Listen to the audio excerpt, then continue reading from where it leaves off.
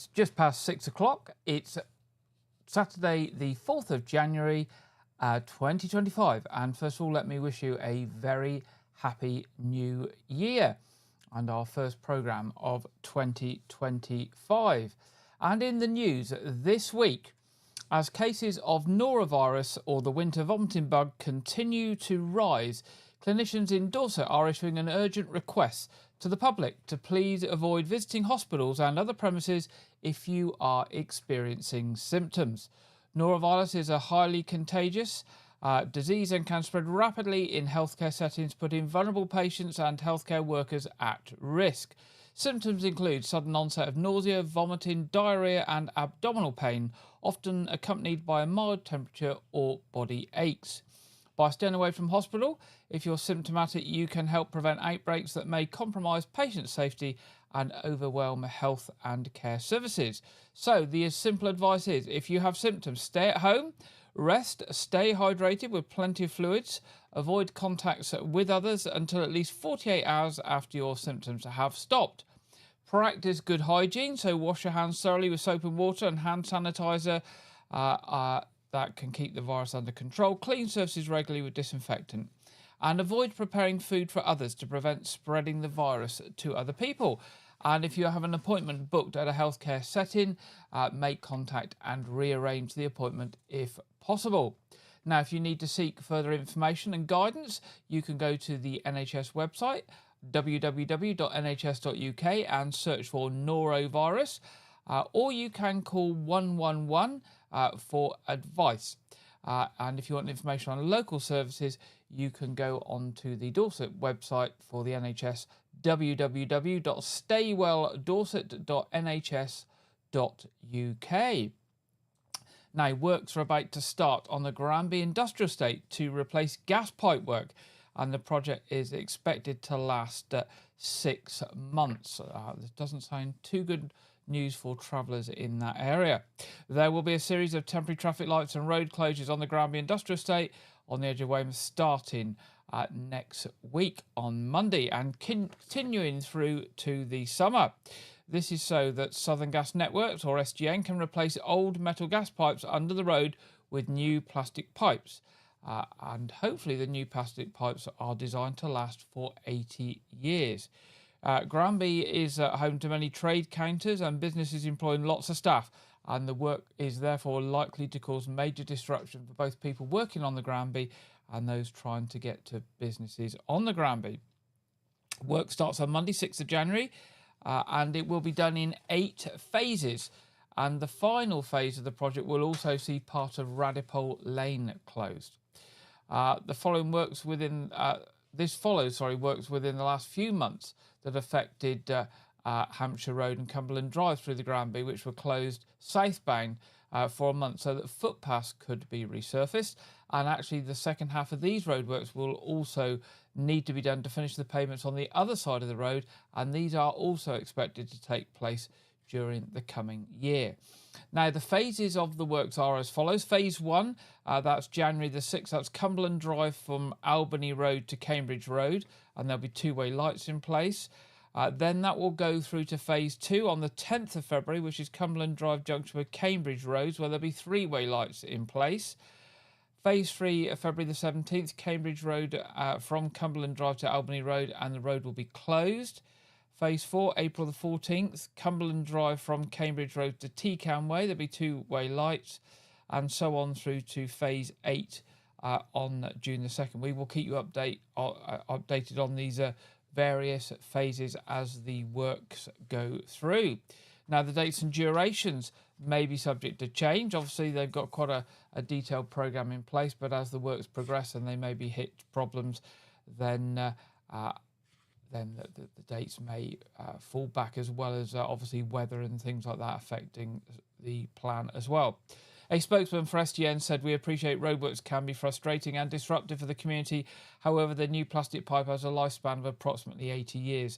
This means that once a replacement pipe is installed, Weymouth residents and businesses will be able to enjoy the benefits of a safe and reliable gas supply for many years to come."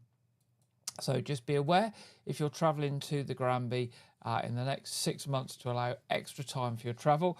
and to avoid doing it during peak times if that is possible. Now, on the morning of the 31st of December, eager fossil hunters were seen rooting through rubble, earth and clay at West Bay following recent rockfalls below the Jurassic Coast cliffs. Not only were they at risk from further falls, but some got very close to the waves and were driven into the beach by gale force winds, and there was a real possibility of being washed out into the sea. So fossil hunters and walkers and other people taking an interest in recent rockfalls are reminded to stay clear of areas of cliff falls, which can be very unstable and dangerous, and further falls can happen without any warning. Weymouth Pavilion has issued a warning to locals about a recent increase in people being sold fake concert tickets for the venue. According to the Pavilion management, there has been a large amount of scammers targeting the Weymouth Pavilion Facebook page. A spokesman for the Pavilion said, "We've recently noticed a significant rise in scammers targeting our Facebook page, pretending to sell tickets for our shows. After checking our booking system, we found that none of these sellers are genuine customers. To protect everyone, we'll assume that anyone attempting to sell tickets on the Facebook page is a scammer. These comments will be hidden and repeat offenders may be banned from the page. The only way to guarantee that tickets are authentic is by purchasing them directly from the Weymouth Pavilion, either on their website at weymouthpavilion.com or by contacting the box office 01305 783 225. If anyone's unsure whether tickets are genuine, they should contact the Pavilion." So the advice there is to buy your tickets direct from the Pavilion on their website, weymouthpavilion.com, or via their box office 01305 783 225, and not via any posts on Facebook, which you could actually end up paying out money and getting something that's absolutely useless and can't be used. Now, this week's appeals from Dorset Police. Detectives from Dorset Police investigating a report of an assault and threats in Weymouth are appealing for witnesses or anyone with information to come forward. Dorset Police received a report at around 7:30 a.m. on Wednesday the 1st of January that two victims, a man and a woman who were sitting in a Fiat Panda in Grosvenor Road, were approached by an unknown man in possession of a hammer at around 6 a.m. earlier in the day. The victims attempted to speak to the man, but it was reported that during the incident the male victim got out of the vehicle and was assaulted and could not get back into the car. It's alleged then that the suspect got into the passenger seat of the Fiat and demanded that the female victim drove him around the town, including to the Esso garage in King Street. The female did not sustain any physical injuries. Following inquiries, a 41-year-old man from Weymouth was arrested on suspicion of assault, false imprisonment, possession of an offensive weapon in a public place, and making threats to kill. He has been released under investigation while inquiries continue.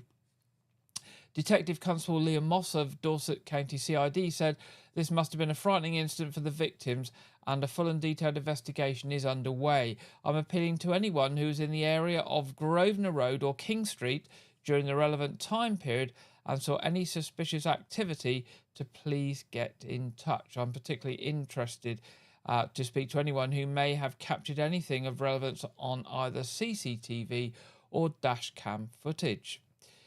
Dorset Police are also asking for assistance with an accident that occurred in White Regis yesterday. At 5:05 a.m. on Friday the 3rd of January, a male cyclist was found with serious injuries in All Saints Road, White Regis. Officers attended along with the ambulance service and road closures were put in place. The injured man, aged in his 30s, was taken to hospital where he remains in a serious condition. His relatives have been informed. At this time, there's nothing to indicate that any other vehicles were involved in the incident. Following inquiries at the scene, the road was reopened at 8:50 a.m. Police Constable Mark Palmer of the road's policing team said, "We are carrying out inquiries to establish the full circumstances of this incident, and we are keen to hear from any witnesses who have not already spoken to the police. I would also urge any motorists who were travelling in the area to please review any dashcam footage to see if they've captured anything that might assist with inquiries." And also, officers from Dorset Police are seeking assistance with a rural burglary in North Dorset. Now, it's a bit out of our area, but I think this is something that may affect people locally because it involves the theft of some puppies that obviously people are very keen to sell and may be sold anywhere within the Dorset area. It's reported that between 10:50 p.m. and 11:10 p.m. on Saturday the 28th of December, entry was gained to a building in the Shroton area and 7 lurcher puppies were stolen from inside. Following extensive inquiries and a media appeal, 3 of the puppies have now been located. Officers have arrested a 28-year-old man from East Dorset and a 22-year-old woman from Wimborne on suspicion of burglary. They have been released on bail and inquiries are ongoing. Police Constable Sebastian Haggard of Dorset Police Rural Crime Team said, whilst the family is overjoyed to have 3 of the puppies home, we're desperately trying to locate the other 4. Should you become aware of their location, we would urge you to get in contact. Due to the large public attention on this matter, it may be that these puppies are discarded, and we ask the public to remain vigilant to get in contact with any possible information. So if you've been offered any puppies for sale, or you notice any puppies that have been discarded in a public place, then obviously look after them and contact the police immediately, as they are still trying to track down 4 stolen lurcher puppies. Now you can get in touch with Dorset Police by calling 101, or if you wish to give any information anonymously, you can do this via the Crime Stoppers charity by calling at 0800 555 111. That's 0800 555 111. Now, a local environmental group has managed to fill 6 huge bags with rubbish from the Fleet Lagoon in Wyke Regis. Volunteers from the Weymouth and Portland Marine Litter Project were out over Christmas sweeping the area of the Fleet Lagoon looking for abandoned rubbish. During litter picks, a total of 6 bulk bags have been filled with rubbish. A spokesman for the group said the amount of rubbish is overwhelming and seems like an impossible task, but if we don't do it, then the chances of it ever being done are slim. 7 sacks and some big bits were collected, filling another bag. Unbelievably, we've only done around 50 metres of shoreline and have 6 bulk bags filled. We also picked up a couple of paint tin seals recently after seeing another seal down the coast with one of these around his neck this week. So message there is obviously take your litter home, and if you see any litter along the coast, do pick it up, bag it up, and again take it home and dispose of it in the bin. If we all do a little bit, then it will keep the litter down and keep our coast clean and our sea life safe. Now, a busy space that helps to keep vulnerable people safe is to close again this winter due to lack of funding. The Weymouth Safe Space Project, which is hosted at St Mary's Church, Weymouth, is funded by Dorset Council, but once again they have withdrawn funding for the winter period. St Mary's Church is also home to the Weymouth Street Pastors, a group of volunteers who provide a wide range of support for those out on the town at night on Friday and Saturday evenings. It's not the first time that funding for the unit has been halted over the winter months. Now, although the safe space has stopped, the street passers will continue to help people on their patrols, but they'll have nowhere to take people who need medical help, somewhere warm or a safe space to be for a while. It's also led to concerns that those needing support will not know how to find the street pastors.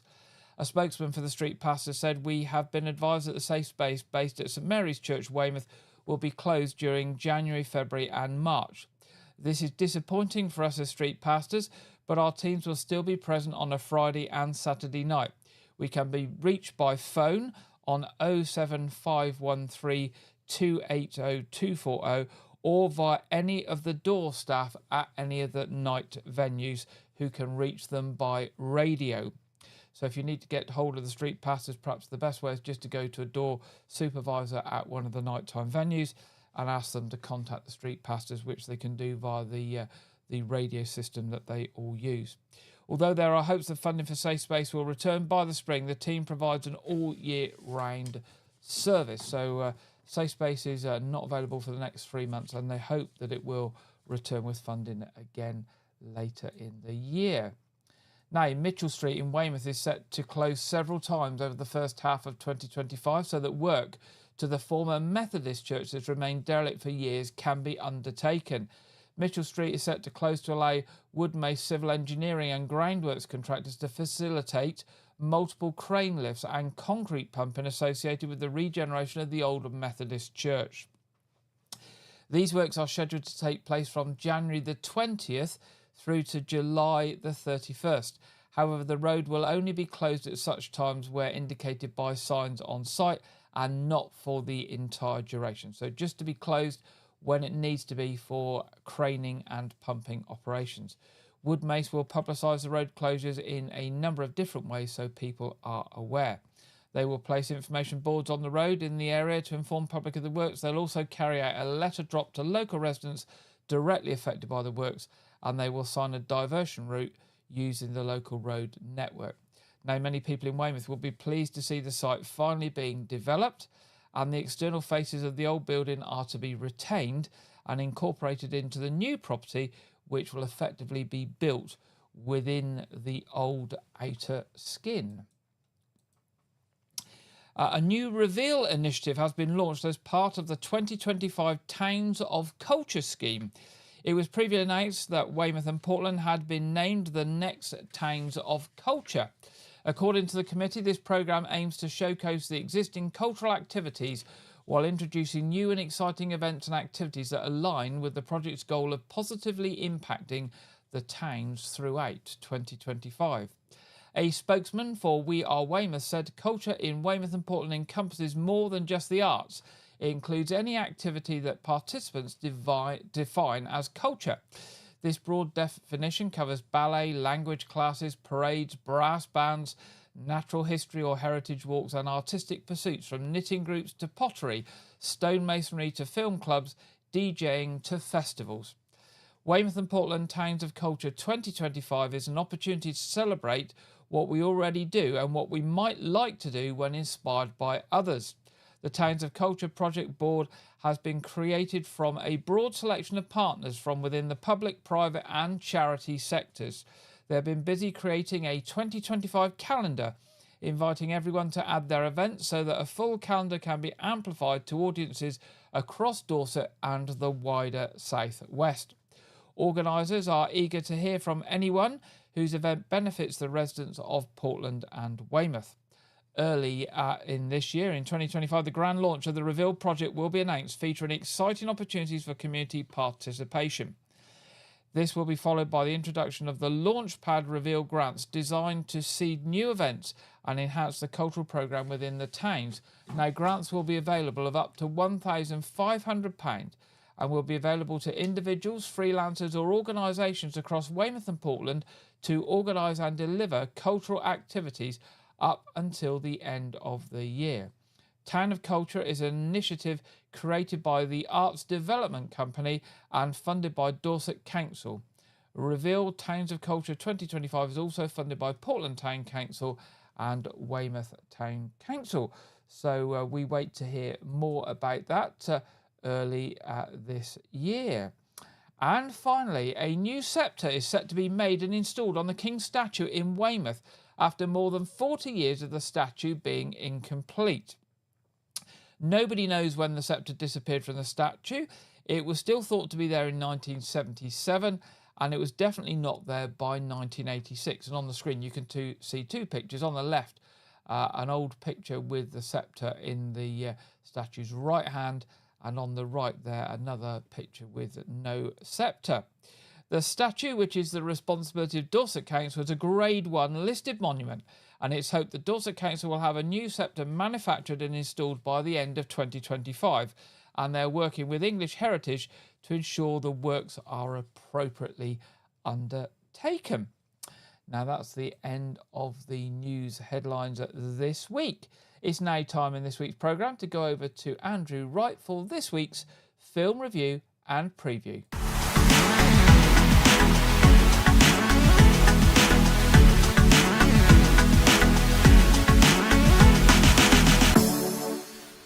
Welcome to White Regis TV film review and preview. I'm Andrew Wright.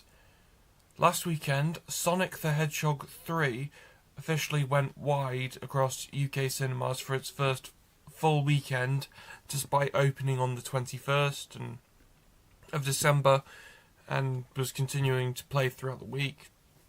Don't ask why, I have no idea. The film is the third film in the live-action Sonic the Hedgehog film series. the fourth entry overall, and it revolves around Sonic, Tails, and Knuckles facing a new enemy, Shadow the Hedgehog, who allies with the mad scientists Ivo and Gerald Robotnik in pursuit of revenge against humanity. Several actors from the previous entries reprised their roles, including Jim Carrey, James Marsden, Ben Schwartz, and Idris Elba, and they're joined for this film by Keanu Reeves as the voice of Shadow. So I watched the film in cinemas last weekend. I thought, yeah, the story definitely takes chances. It's the darkest entry out of all of them.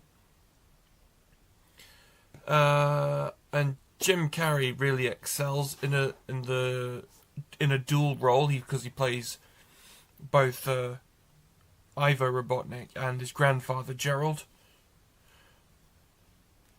But simultaneously, this is the best of the Sonic films, but also has the worst dialogue out of all of them. It's a very 50-50 split. Down the middle, I gave the film 3.5 stars out of 5.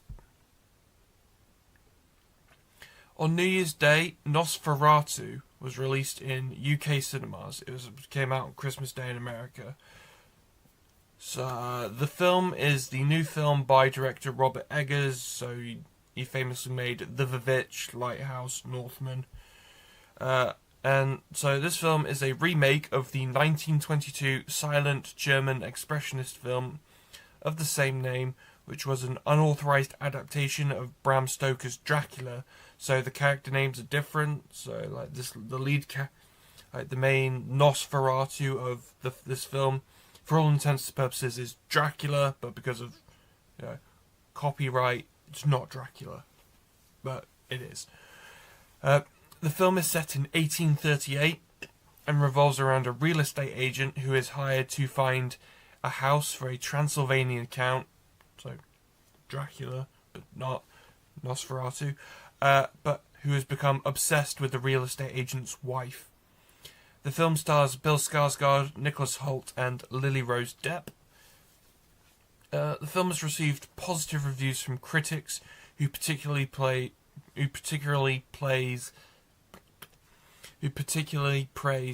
Robert Eggers' directing. So apparently, I've heard that the film makes really good use of darkness. So that not like dark tone, like actual lights off type thing. Nosferatu is in cinemas now. That's all I have for this week, but be sure to check back next week where I'll be previewing Baby Girl. Now back to Gary in the studio. Thank you very much for that, Andrew, and we'll be back with Andrew next week as usual. It's now time for the Saturday evening weather forecast from the Met Office, and I think this week we are joined by Greg Dewhurst, hopefully.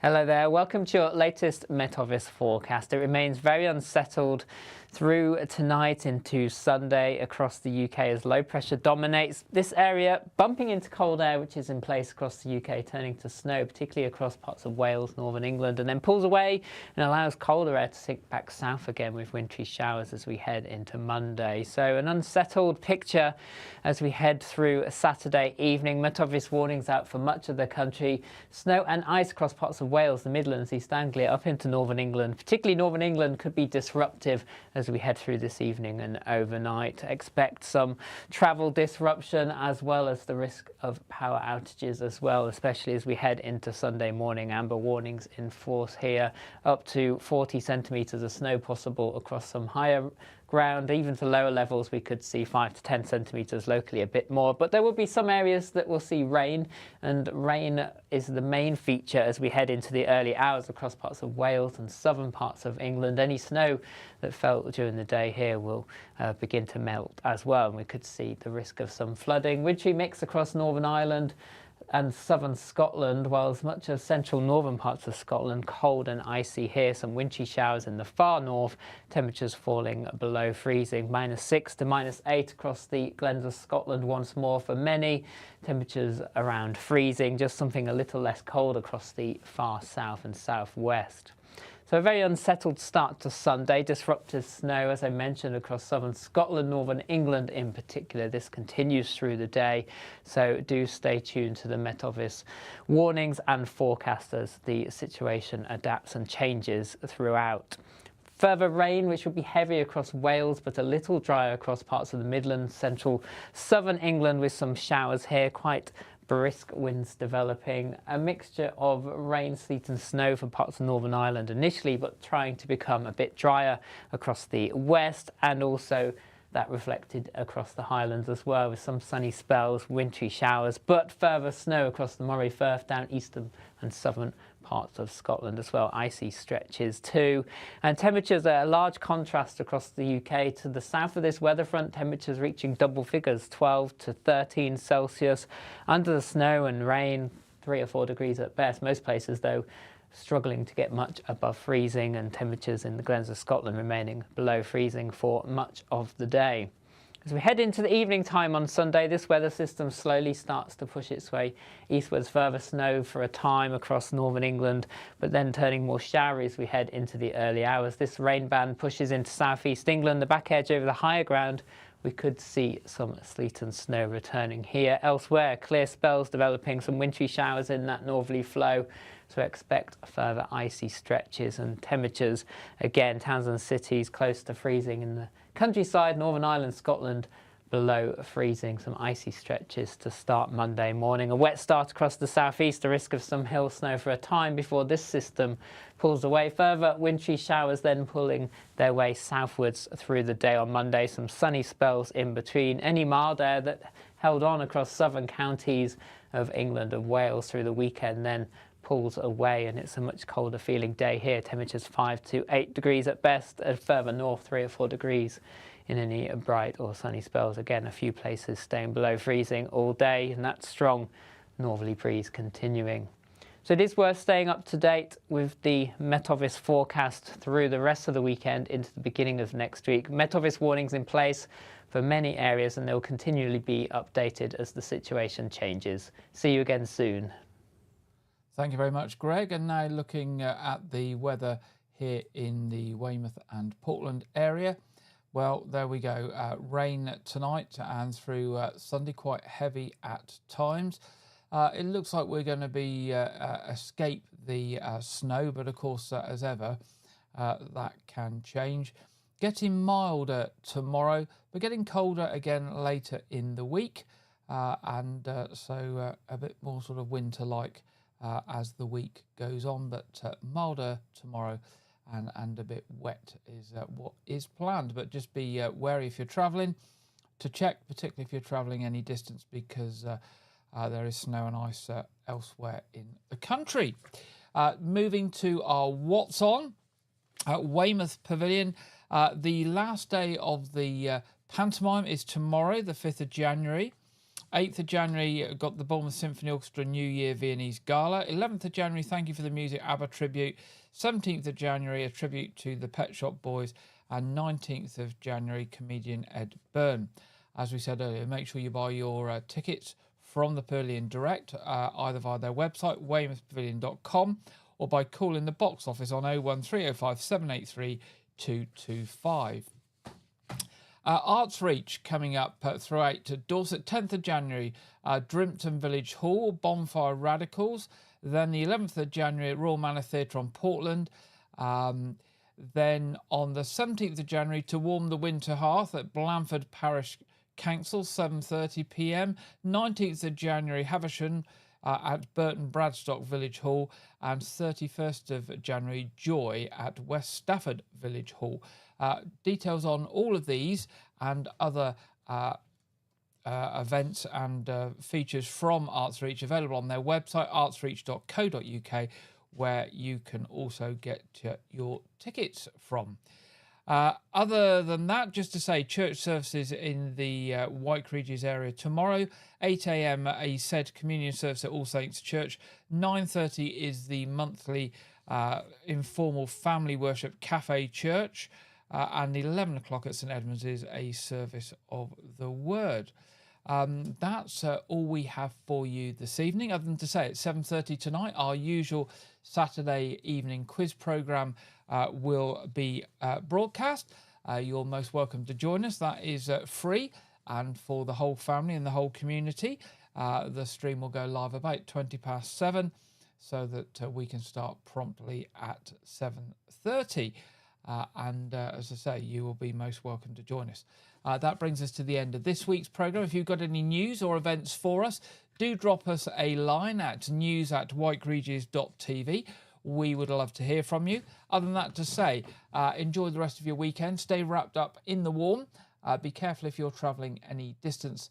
And we hope you have a good week ahead and look forward to being back with you next Saturday at 6 o'clock. Good night.